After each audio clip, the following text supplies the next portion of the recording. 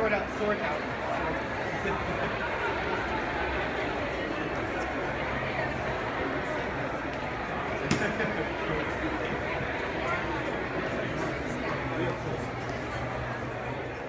Why do I keep doing cosplay? It's a lot of fun, you know. You guys get to get away from the real world for a little bit. You know, you be a little kid and take pictures and, you know, just be silly and be goofy and, you know, just have fun. It's kind of always been around. Like, I know... I mean, if you want to go historical, I mean, people have been dressing up in costume for Halloween for years, and like since it first came about. So I think it just kind of started there, and then of course when they started doing conventions, people are like, "Oh, let's go as our favorite characters. This is really cool." So, and then there's people who really loved doing that, so they're like, you know, I'm just gonna do this all the time, and they love it and they have fun doing it. So. Yeah, I think so. I remember seeing an old ad. I remember someone posted a couple years ago. I think in the 80s, Marvel put out for people who wanted to dress up as their costume characters for a convention, I think, for like a couple bucks or whatever.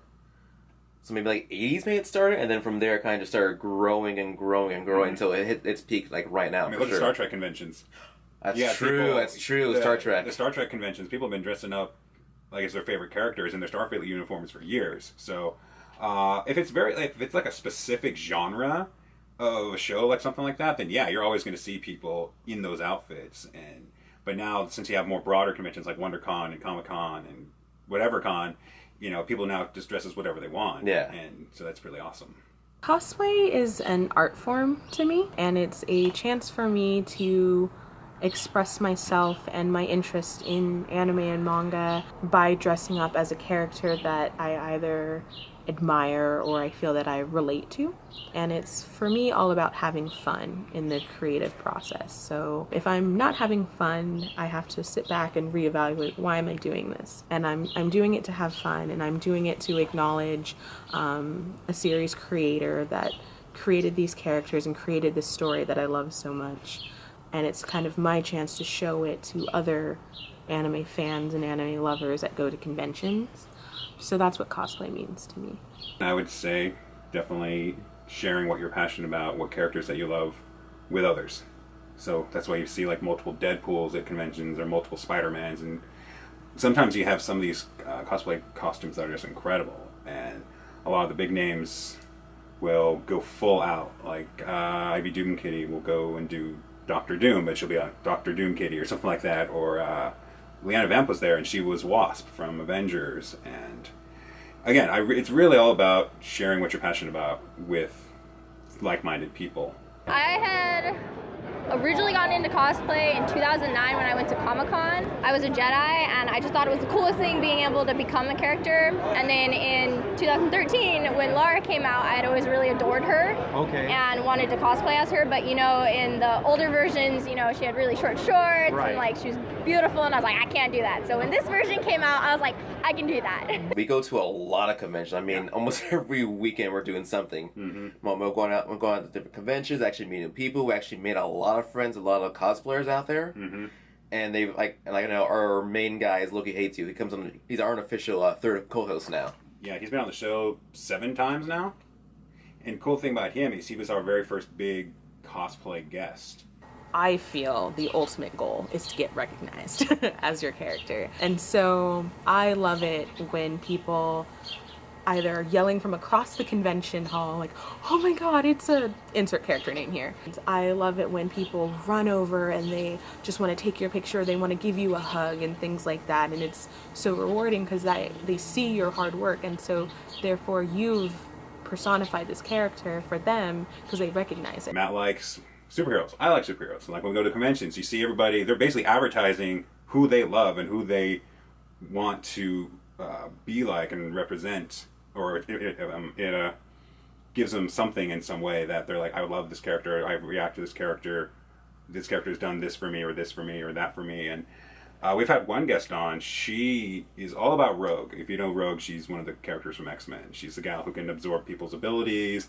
And that character, along with, I think Peggy Carter was another character. Peggy Carter, yeah. Yeah, that our guest, she was all about these. And she said, and she had this really great story about what these characters meant to her and how they've helped her become stronger and a better person and all these other things. I was like, wow, that's really amazing. Like, some of the stories these people have are just incredible. I'm Domino. I am Spock, just steamboat. I'm Harley Quinn. Oh, but my cosplay name is Cosplay Babu. I am Anakin Sith, or right before he goes to the dark side completely. Harlequin, the acrobat. I am Deadpool. Agent X. And I'm Catwoman. I'm Zaz, the knife thrower. My character is Lara Croft. Catwoman, the lion tamer. In a Spider-Man noir, use a revolver and webs. I'm Poison Ivy, the burlesque dancer. I range from creating everything, making everything from scratch, sewing the fabric, styling the wig, doing my own makeup, all of that. So that's one range, and I also range from all the way to buying the costume. Did you make your own costume? No, I bought it. I cheated. Bought it online. Okay. Fortunately, I did too. I bought it over time and pieced it together. Yeah, his is really good. Eventually, I'm gonna learn how to sew, learn how to learn how to do it right. But I just thought this is the way to start. Yeah, gotta start somewhere. I do a little bit of purchasing, but then I do a lot of editing with it too. So I add on. Did you make the costume yourself? I did. I made the costume, I made all the props, like I altered everything else. So like I bought the pants, altered them, bought the shirts, dyed them, altered them, but everything else is handmade. And did you do your makeup yourself? I did do my makeup myself. Wow. It's just acrylic paint, go figure. Every single time I always do some kind of alteration to make it my own. So I pretty much either make it from scratch or I alter a base. And that's how I get my costumes. As far as creating them, I start off with a sketch. I start off with the character's design. Then I sketch out however I want it to particularly look. So if I'm doing maybe a male character and I want to make a female version of that, I do a sketch out of what would this character look like if they were female. Or if I'm doing maybe a younger version of the character, what would this character look like younger? So I start off with sketches, and I sketch out the design of what I think it would look like. From there on, I go to a fabric store like Joann's, and I pick out the fabric that I think is most closely resembles the character's clothing. Go through that whole thing, which usually takes me days to actually be set on one particular fabric or fabrics, depending. Move on to the construction of the costume, buying patterns. I don't really make my own patterns, but I know a few people that kind of do, so I kind of ask them, okay, how does this work? So a lot of different sewing techniques I've been exposed to over the last few years. I just recently realized I've almost been cosplaying for a decade, so started in 2007, so I was just like, whoa, I've been doing this a long time. But all these different techniques that I've been exposed to that I kind of can build on year after year. So I do that whole construction of it. Then it comes down to the minor details, little embroidery pieces or edging of a different color, and I add that onto it after I have created my base. And then comes the accessories, wigs, really important about hair color and texture and if it's big or small or the hairstyle. So doing that part, and then it comes down to makeup. What's on your face? So do they have any special beauty marks on their cheek? Do they have a crazy eye color? Do I need costume contacts for this character? Do I need to change the color of my eyebrows? Is because their hair color is like deep red or something and so are their eyebrows? Or is it drawn in a way where their eyebrows are black but the hair color is like green or something? So getting all of that little like detail into the character. And then day of con, well, usually I do a pre-put together and then day of con, do it all. I usually spend about 3.5 hours on average getting ready before going out to the convention in a cosplay, and that's when everyone can see, you know, what you spent so long on. For each genre, there is. I mean, you have anime cosplayers, you have Marvel, you got DC, you got video game. Spider-Man noir, use a revolver and webs. I have different spider variants. Okay, but always a spider. Yeah. Okay, very cool. I stay in the Spider-Verse. I mean, you name the genre, the geek genre, they have somebody who will dress up. Either it'll be a really so-so cosplay, or it'll just be something amazingly like incredible.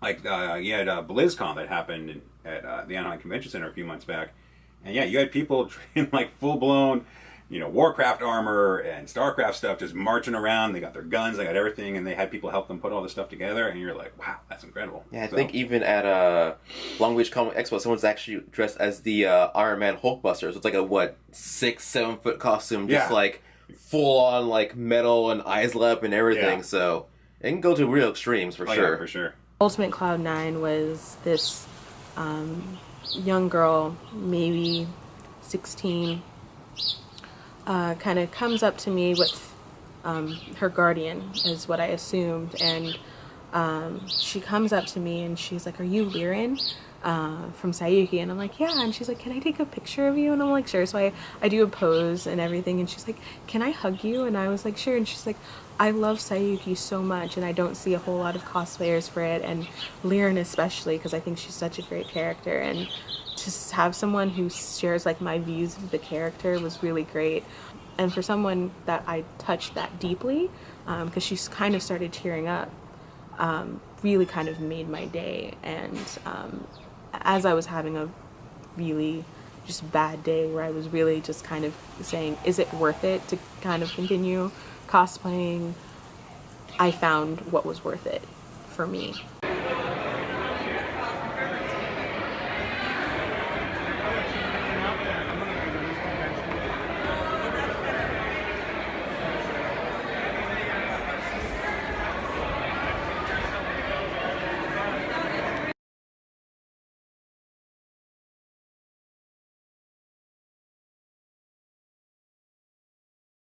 Things like body shaming, women being objectified, unfortunately it does happen, but I feel that it comes from this place of anime is based in Japan. Like that's where anime originates from. It originates from Japan, so the characters in a sense are Japanese, especially ones that take place in Japan. There are fantasy ones that in the worlds where it takes place in some distant land that no one's ever heard of, and those ones are fine. But I think when it comes to their character designs, they're usually drawn, for women, they're usually drawn more busty, very slim figured.